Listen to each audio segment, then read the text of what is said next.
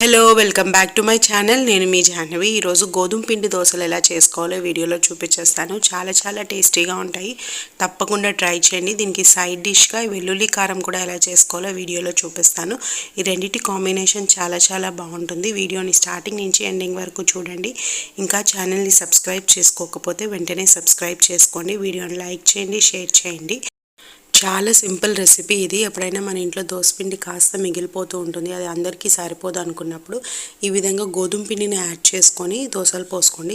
చాలా టేస్టీగా ఉంటాయి, డిఫరెంట్గా కూడా ఉంటాయి. మా ఇంట్లో ఒక 2 గంటల దాకా దోసపిండి మిగిలింది. దాంట్లో ఒక 3 కప్పుల దాకా గోధుమ పిండిని యాడ్ చేశాను. టేస్ట్కి తగినంత సాల్ట్, కొంచెం సోడా ఉప్పు, అలాగే ఒక స్పూన్ కారాన్ని కూడా యాడ్ చేసుకొని ఉండలు లేకుండా వాటర్ యాడ్ చేసుకుంటూ బాగా మిక్స్ చేసుకోవాలి. అసలు మనకు గోధుమ పిండి మిక్స్ చేయంగానే వాటర్ వేసి ఉండలు కట్టేస్తుంది కదా, సో మొత్తం వాటర్ ఒకేసారి వేయకుండా కొంచెంగా వాటర్ని యాడ్ చేసుకుంటూ కలుపుకున్నారంటే మనకు ఉండలు అనేటివి ఎక్కువ కట్టవన్నమాట. ఈ విధంగా ఉండలు లేకుండా బాగా పిండిని మిక్స్ చేసుకున్న తర్వాత దీంట్లోకి సన్నగా కట్ చేసుకున్న పచ్చిమిరపకాయలు, కొత్తిమీర, కరివేపాకు, అలాగే ఉల్లిపాయలని కూడా చాలా ఫైన్గా చాప్ చేసుకొని యాడ్ చేసుకోండి. అన్నిటినీ బాగా యాడ్ చేసుకొని ఒకసారి బాగా మిక్స్ చేసుకోండి. ఉప్పు ఏమన్నా తక్కువ ఉందా లేదా అని ఈ స్టేజ్లోనే చెక్ చేసుకొని కావాల్సి ఉంటే కొంచెం యాడ్ చేసుకోండి. పిండి కన్సిస్టెన్సీ అనేది కొంచెం జారుడుగానే ఉండాలి, అప్పుడే మనకు దోశ పోయడానికి వీలుగా ఉంటుంది. చూపిస్తున్న కన్సిస్టెన్సీలో ఉంటే సరిపోతుంది.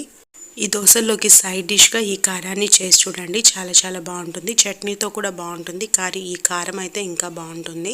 3 స్పూన్ల దాకా కారం తీసుకున్నాను, అలాగే కొంచెం జీలకర్రని యాడ్ చేసుకున్నాను.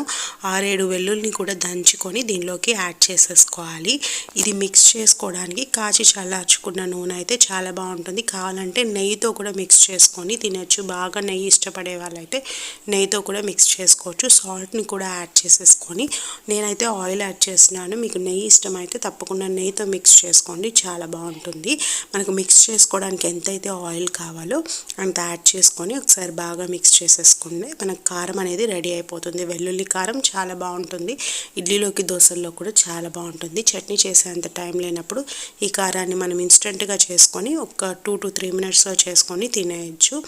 దోసపెనంని స్టవ్ మీద పెట్టుకొని అది బాగా వేడైన తర్వాత కొంచెం ఆయిల్ వేసుకొని ఆనియన్తో ఒకసారి బాగా రబ్ చేసుకొని తర్వాత చూపిస్తున్న విధంగా మనం దోశని వేసేసుకోవాలి. ఫస్ట్ చుట్టూ వేసుకొని దాన్ని స్ప్రెడ్ చేసుకున్న తర్వాత మధ్యలో నుంచి ఫిల్ చేసుకోవాలన్నమాట. దోశని ఆయిల్లో వేసుకొని మనం దోశ మంచి కలర్ వచ్చేంత వరకు కాలనిచ్చి ఆ తర్వాత ఫ్లిప్ చేసుకోవాలి. చూసారు కదా, ఈ విధంగా ఫ్లిప్ చేసుకున్న తర్వాత ఆ వైపు కూడా బాగా కాలిన తర్వాత మనం ఫోల్డ్ చేసేసుకొని సర్వ్ చేయడమే. చాలా బాగుంది ఈ దోశ, తప్పకుండా ట్రై చేయండి. ఈ దోశని షుగర్తో తింటే కూడా చాలా బాగుంటుందంట.